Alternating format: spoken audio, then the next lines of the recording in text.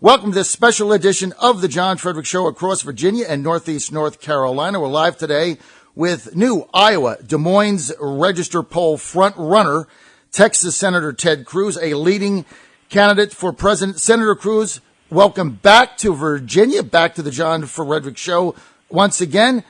Glad you're with us, sir. John, good afternoon. It's great to be with you. Also, I want to tell everybody that Senator Cruz will be in Richmond tomorrow at 11:30 a.m. for a rally. This is in Mechanicsville at the Life Church, 8378 Atlee Road in Mechanicsville. More info, go to tedcruz.org. That's tedcruz.org and hit RSVP. That's 11:30 tomorrow. Senator, let's start with Tuesday night's Las Vegas debate. I thought you did exceptionally well and had some rather heated exchanges with Senator Rubio concerning immigration reform, amnesty, the Chuck Schumer Gang of Eight fiasco. Outline for us, Senator, your immigration policy, if you can, sir, in clear terms. Well, sure, and I have a very detailed immigration plan that I have laid out. It's 11 pages, single space, and it's on the website, tedcruz.org, so you can read chapter and verse every aspect. It is the most serious and aggressive plan any presidential candidate has laid out to actually secure the borders. And it was drafted. I drafted it working very, very closely with Senator Jeff Sessions and Congressman Steve King, two very good friends, and we've worked side by side over and over again fighting to secure the border and to stop illegal immigration. I think the keys on immigration, number one, we have to secure the border. We've had politicians talking about this forever and ever and ever. Border security is national security, and as president, I will secure the border. We will build a wall that works. Existing law right now requires 700 miles of double-layered border fencing. The Obama administration refuses to do that. They built only 36 miles. As president, I will build the wall. We will triple the Border Patrol. We will increase fourfold the fixed-wing and rotary-wing aircraft so that we can monitor and send the boots on the ground where the incursions are attempting to happen. Mm-hmm. We will put in place a strong biometric exit-entry system for visas because 40% of illegal immigration doesn't come across the border. It's people coming legally on visas and overstaying their visas. Existing federal law mandates a biometric exit-entry system. The Obama administration refuses to follow the law. I will follow the law. On top of that, we'll put in place strong E-Verify. We will end sanctuary cities. There are about 360 jurisdictions in this country that are defying federal immigration law. We will cut off their federal money to force them to comply with federal immigration law. We will end welfare for those who are here illegally. We will deport criminal illegal aliens, and we will enforce the laws. And at the end of the day, the laws we have are actually quite robust on immigration. Right. What's missing, John, is the political will to enforce them. And as president, I will enforce the law, and we will secure the border. Now, Senator, the Speaker Ryan-led U.S. House of Representatives is about to come down with a $1.1 trillion tax and spend plan. I'm sure you've seen this now, 2,000 pages. I got to be honest, Senator Cruz, to many Republican primary voters, this looks like a total abomination. The debt goes up, handed off again to our children. Now to go over $20 trillion. There's $600 billion in corporate lobbyist tax reductions that have no impact on working people and are not funded, so that drives up the debt. Yet we're funding Planned Parenthood, sanctuary cities, Syrian refugees, Iraqi refugees, and adding potentially another 200,000 HB2 visas to take away jobs for Americans and potentially lower wages.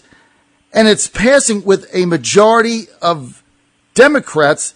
I mean, this is almost like a Nancy Pelosi dream come true. What do you make of this mess? John, you are exactly right.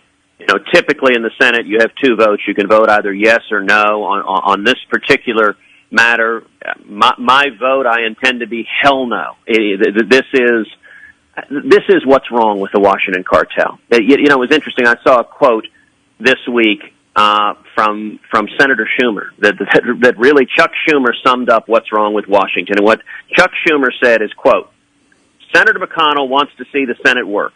But the good news for us is, to make it work, he has to basically do our agenda. That's exactly right. I mean, we now have, theoretically, Republican majorities in the House and the Senate, and Republican leadership has proven to be the most effective Democratic leaders we've ever seen. Mm-hmm. This omnibus does not honor the promises we made to the men and women who elected us. It funds Obamacare, it funds Planned Parenthood, it funds executive amnesty. It fails to stop Syrian refugees from coming to this country to protect our national security. It doesn't do that. It fails to do anything to stop the Iranian nuclear deal. And what does it do? It jacks up yet more low-skilled immigration, which will only drive down wages, kill jobs, hurt the working men and women. This is the big government agenda of Democrats, but sadly it's the agenda of the Washington Cartel, which is what I call career politicians in both parties who get in bed with lobbyists and special interests and grow and grow and grow government. It's why people are so frustrated. But I'll tell you, John, it's also why we're seeing so much enthusiasm, so much support behind our campaign. Because people are fed up with politicians who say one thing and do another, and they're looking for a consistent conservative, someone they can trust, someone who will do what he says. And that's what I've tried to do every single day in the U.S. Senate, is simply tell the truth and do what I said. And I think that's why we're seeing conservatives really uniting behind our campaign and coming together. And the simple reality is, if conservatives unite, we win. We win the primary, and if conservatives come out and stand together, we will win the general, and we will turn the country around. Well, you're certainly making a move, there's no question. And when you see this omnibus bill, I'm telling you, Senator, this is what is driving Republican voters away from the establishment in its totality. Totally. Now, let's get to the Trans-Pacific Partnership deal. Fast Track gave Obama the ability, President Obama, to negotiate it. I'm sure by now you had a chance to read some of this online. Some of it is pretty egregious. It's an up or down vote, no amendments. If it came up today, would Senator Cruz hit the green button or the red button?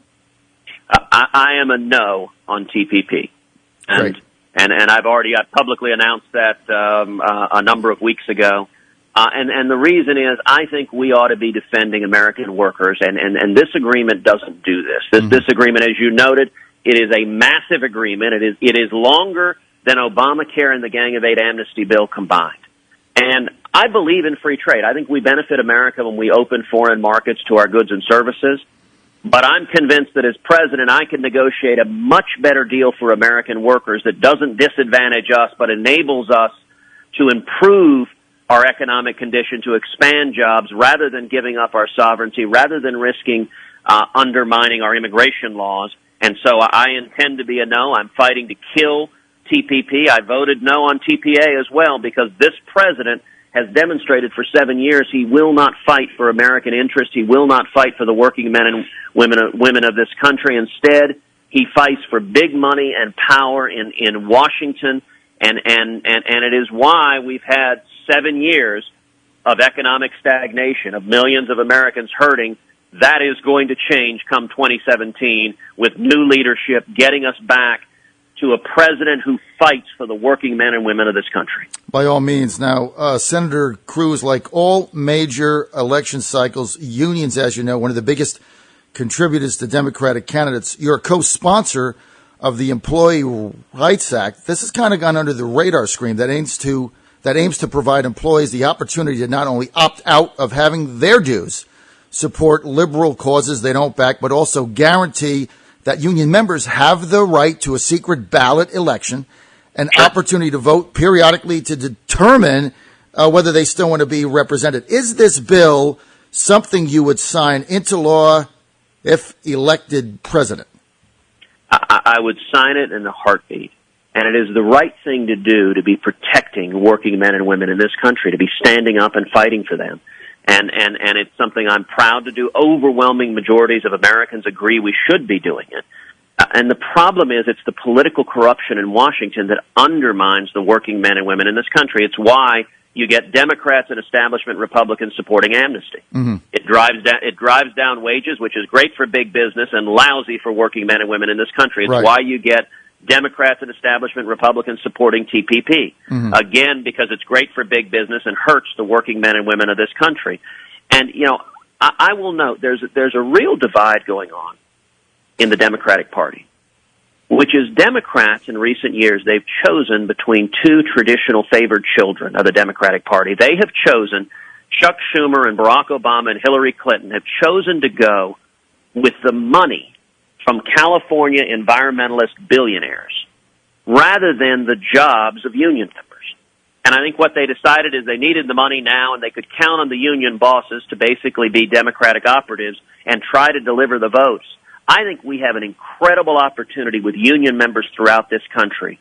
Just like Ronald Reagan, when the Teamsters came over and supported Ronald Reagan, right. I think working men and women, union members across this country, can and should be supporting Republicans because Republicans are fighting for every American to have the right to work, to provide for their kids, for small businesses to prosper, and it is the Democrats who are doing things like killing the Keystone Pipeline, preventing small businesses from growing.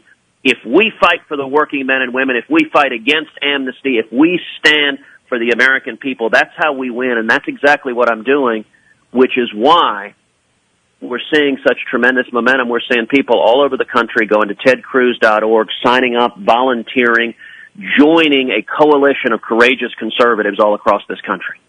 Senator Cruz, we've got only a couple more minutes. A lot of Republicans ask, since you have a majority now in the Senate, why not get rid of the antiquated Senate cloture rule of 60 that a lot of people think senators hide behind so they don't have to come clean on an issue one way or the other? What's the deal with this? Well, I'll tell you, I think it would be a mistake to get rid of the filibuster rules. And the reason is simple. If we did that, it would usher in a massive expansion of the federal government. Since World War II, or in modern times, we've had three Democratic supermajorities. The first one gave us the New Deal. The second one gave us the Great Society. And the third one gave us Obamacare and Dodd-Frank. When the Democrats have a supermajority, they have done crushing damage that has bankrupted this country. Well, if we get rid of the filibuster, we know in time there will be another Democratic majority in the Senate. I hope not for a long time, but history shows us that it will go back and forth. And getting rid of the filibuster will mean the next time the Democrats have 51 votes, they have a supermajority, and we will see yet more catastrophic big government policies go through. If you look at the previous Senate, the Harry Reid Senate, I joined with other conservatives using the filibuster to protect our rights. So, for example, Harry Reid and Chuck Schumer and Barack Obama tried to come after the Second Amendment right to keep and bear arms. Because of the filibuster, we were able to defeat it. I led the fight to defend the Second Amendment. Right. We saw Harry Reid and the Democrats try to go after our religious liberty, try to gut the Federal Religious Freedom Restoration Act. Again, we used the filibuster to stop them from doing that. The problem with our Republican majorities isn't the filibuster. This is a lie that leadership tells you.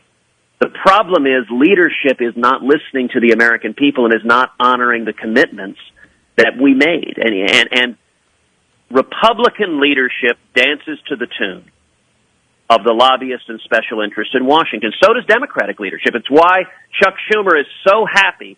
I cannot tell you how many Democrats are thrilled with Republican leadership in the Senate because Mitch McConnell is accomplishing more of the Democratic agenda than Harry Reid ever could. And it's not the filibuster. It's that leadership believes they are accountable to the lobbyists and not to the men and women who elected us. It's why the only way we're going to change this, John, is to have a strong conservative president who stands up and says to Washington, we are going to honor these promises. If you send me a bill filled with corporate welfare and pork, I will veto it. If you send me a bill that is undermining the American workers, I will veto it. If you send me a bill that is attacking our constitutional rights, I will veto it.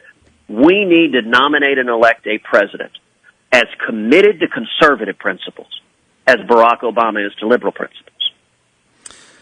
Senator Cruz, we're out of time. Thank you for being with us. More information, tedcruz.org, RSVP for tomorrow, 11:30 a.m. in Mechanicsville, just outside of Richmond at Life Church. Senator, good luck, sir. Great to have you with us. Thank you, John. God bless you, and Merry Christmas. All right. Merry Christmas. Senator Cruz, live tomorrow, Life Church, 11:30 a.m.